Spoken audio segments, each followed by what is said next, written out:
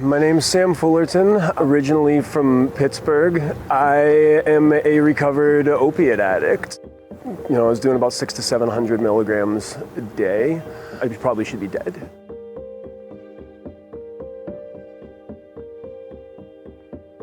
Someone had given me a ball of crystalline DMT, and I never touched it. I didn't really know what to do with it for a while there. There was nothing calling me to it. So I went to a festival, and I had some with me, and we didn't know how to do it. We didn't know we were supposed to smoke it. I snorted everything at that point, so we crushed it up and we snorted it, and there was nothing happened. I ran out of pills at that festival. I took a small piece of Suboxone, drove home, and just knew that I couldn't buy them anymore. 3 days passed and I was going cold turkey, and cold turkey off of 700 milligrams of Oxycodone is atrocious. Pain, phantom pain, sleeplessness, nausea, diarrhea, you name it. The sweats, everything that you could possibly imagine was going on. Everything in my body ached, every cell in my body ached.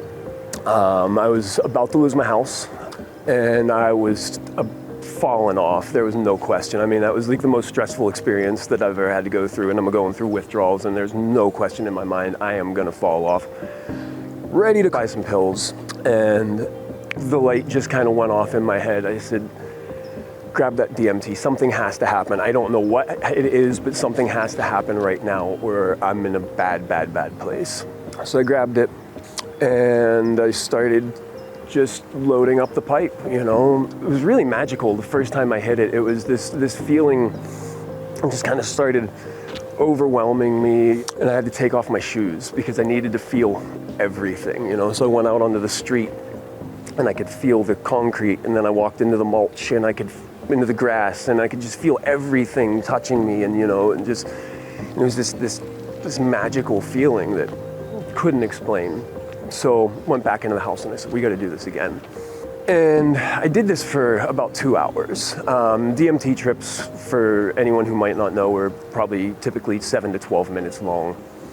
So I just continued and continued and continued. And for the most part, it was colors, it was shapes and designs, and it was things that my mind and your mind, no one's mind can even begin to imagine until you've actually been through it.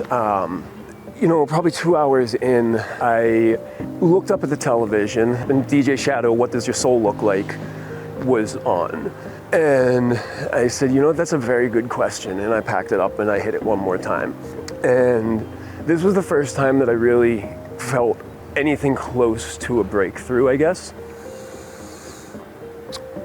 When I hit it, this voice came out of me, and it asked it was almost a demonic kind of a voice, something I could never mimic, but it just said, what does your soul look like, Samuel? It's weird, I never call myself Samuel, nobody calls me Samuel. So went into this kind of a trancey state. I remember finding myself head between my knees, squeezing, clenching my jaws, clenching my eyes. And there's this infinite mandala just swirling in every different direction, and inside of all of the spaces you had Buddhas and Ganeshas, probably other deities, but those are the ones that I can remember and recognize at that point.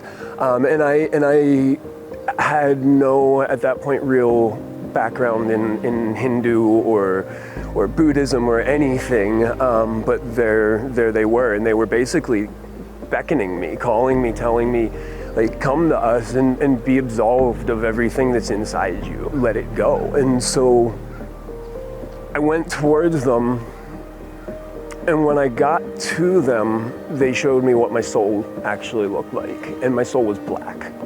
It was tar. And we stayed there for what felt like an eternity, and then all of a sudden, there was this like eruption of color that just kind of burst from the bottom of me and out the top of my head. And I literally watched my addiction exit my body. I came back and I knew something was different. After that, I went through withdrawals for 4 months. 2 months after that, I was still going through the minor portions of it. I never had another craving, never. From that time of watching my addiction leave my body until those were gone, I've never had another craving. So since then, I've broken 2 vertebrae in my back and was forced to begin using opiates again. I used them for about 2 weeks, and I felt the symptoms, the similarities of what I was going through before coming on, and I just put them down. And it was so easy, you know? I needed them as a tool for a very short period of time, and then I could put them down. I had no addiction, it was gone. It was just gone. Don't think that there's no way out.